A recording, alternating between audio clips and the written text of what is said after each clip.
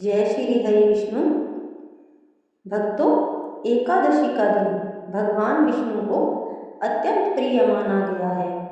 कहते हैं जो भक्त श्रद्धा और सच्चे मन से एकादशी का व्रत रखते हैं उनके जीवन के दुख धीरे धीरे समाप्त होने लगते हैं और घर में सुख शांति और बरकत का वास होता है। आज की इस पावन कथा में हम जानेंगे अधिक मास की पवित्र पद्मिनी कमला एकादशी का महत्व, व्रत की महिमा, पूजा विधि और वह अद्भुत कथा जिसे सुनने मात्र से भी पुण्य की प्राप्ति होती है। तो भक्तों, वीडियो को अंत तक अवश्य देखिएगा और कमेंट में लिखिए ओम नमो भगवते वासुदेवाय। धर्मशास्त्रों में कहा गया है कि एकादशी सभी व्रतों में श्रेष्ठ मानी जाती है।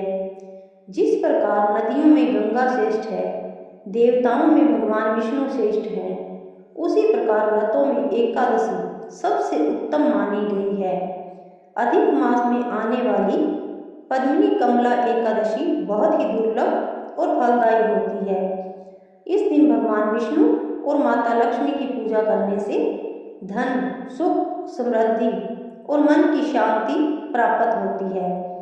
जो व्यक्ति इस दिन उपवास रखकर भगवान का स्मरण करता है उसके पुराने पाप भी नष्ट हो जाते हैं, घर में सकारात्मक ऊर्जा आती है और रुके हुए काम बनने लगते हैं। अब सुनते हैं एक कथा। प्राचीन समय की बात है। एक सुंदर नगर में एक धर्मात्मा राजा राज्य करता था। राजा बहुत दयालु, सत्यवादी और भगवान विष्णु का परम भक्त था। उसकी रानी भी बहुत पुण्यवान और पतिव्रता थी। राजा के राज्य में धन, वैभव और सुख की कोई कमी नहीं थी, लेकिन एक दुख ऐसा था जिसने राजा और रानी के जीवन की खुशियां अधूरी कर दी थी। उनकी कोई संतान नहीं थी। राजा और रानी दिन रात भगवान से प्रार्थना करते, यज्ञ करवाते, दान करते, लेकिन उन्हें संतान सुख प्राप्त नहीं हो रहा था। धीरे धीरे राजा चिंता में रहने लगा। एक दिन उसने रानी से कहा, रानी, हमारे पास सब कुछ है, लेकिन संतान के बिना जीवन अधूरा लगता है। रानी की आंखों में आंसू आ गए। उसने कहा, स्वामी, भगवान पर विश्वास रखिए, एक दिन अवश्य कृपा होगी। कुछ समय बाद राजा ने राजपाट मंत्रियों को सौंप दिया और रानी के साथ वन की ओर तपस्या करने निकल पड़ा। दोनों जंगल में भगवान विष्णु का नाम जपते हुए कठिन तप करने लगे। दिन बीतते गए, महीने बीत गए, लेकिन भगवान के दर्शन नहीं हुए। एक दिन अत्यधिक गर्मी और भूख प्यास से रानी बहुत कमजोर हो गई, फिर भी उसने भगवान का नाम लेना नहीं छोड़ा। तभी वहां एक तेजस्वी ऋषि प्रकट हुए। राजा और रानी ने उन्हें प्रणाम किया। ऋषि ने पूछा, हे राजन, तुम दोनों इस घने वन में इतनी कठिन तपस्या क्यों कर रहे हो? राजा ने विनम्रता से अपनी सारी व्यथा सुना दी। ऋषि मुस्कुराए और बोले, हे राजन, अधिक मास में आने वाली पद्मिनी एकादशी का व्रत करो। यह व्रत भगवान विष्णु को अत्यंत प्रिय है। इस व्रत के प्रभाव से तुम्हारी सभी मनोकामनाएं पूर्ण होगी।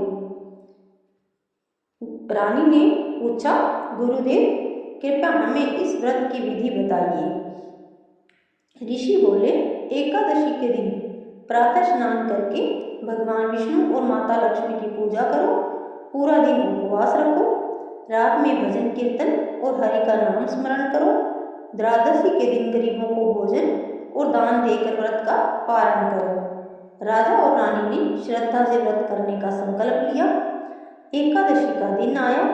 राजा और रानी ने नदी में स्नान किया, फूल, दीपक, धूप और तुलसी दल से भगवान विष्णु की पूजा की। दोनों ने पूरे दिन उपवास रखा और रात भर भगवान का भजन किया। चारों ओर दिव्य प्रकाश फैलने लगा। ऐसा लग रहा था मानो समय वैकुंठ से आशीर्वाद बरस रहा हो। आधी रात के समय अचानक वहां तेज प्रकाश प्रकट हुआ और उसी प्रकाश से भगवान विष्णु प्रकट हुए। भगवान शंख, चक्र, गदा और पद धारण किए हुए थे। उनके मुख पर दिव्य मुस्कान थी। राजा और रानी भाव विभोर होकर उनके चरणों में गिर पड़े। भगवान बोले, हे भक्तों, तुम्हारी भक्ति और पद्मिनी एकादशी के व्रत से मैं अत्यंत प्रसन्न हूँ। मांगो, क्या वरदान चाहते हो? राजा ने हाथ जोड़कर कहा, प्रभु, हमें केवल संतान सुख चाहिए। भगवान विष्णु मुस्कुराए और बोले, तथास्तु, तुम्हारे घर एक तेजस्वी पुत्र जन्म लेगा जो पूरे राज्य का नाम रोशन करेगा। इतना कहकर भगवान अंतर्ध्यान हो गए। कुछ समय बाद राजा और रानी अपने राज्य लौट आए। भगवान की कृपा से रानी ने एक सुंदर पुत्र को जन्म दिया। पूरा राज्य खुशियों से भर गया। हर ओर उत्सव मनाया गया। राजा ने कहा, यह सब पद्मिनी एकादशी व्रत और भगवान विष्णु की कृपा का फल है। उस दिन से पूरे राज्य में श्रद्धा से एकादशी व्रत रखा जाने लगा। अब जानते हैं एकादशी व्रत से मिलने वाले फल। भक्तों, मान्यता है कि इस व्रत से घर में सुख समृद्धि आती है, आर्थिक परेशानियां दूर होने लगती हैं, संतान सुख की प्राप्ति होती है, मानसिक शांति मिलती है, भगवान विष्णु और माता लक्ष्मी की कृपा बनी रहती है। जो व्यक्ति सच्चे मन से यह कथा सुनता है उसके जीवन में सकारात्मक बदलाव आने लगते हैं। अब सुनिए पूजा विधि।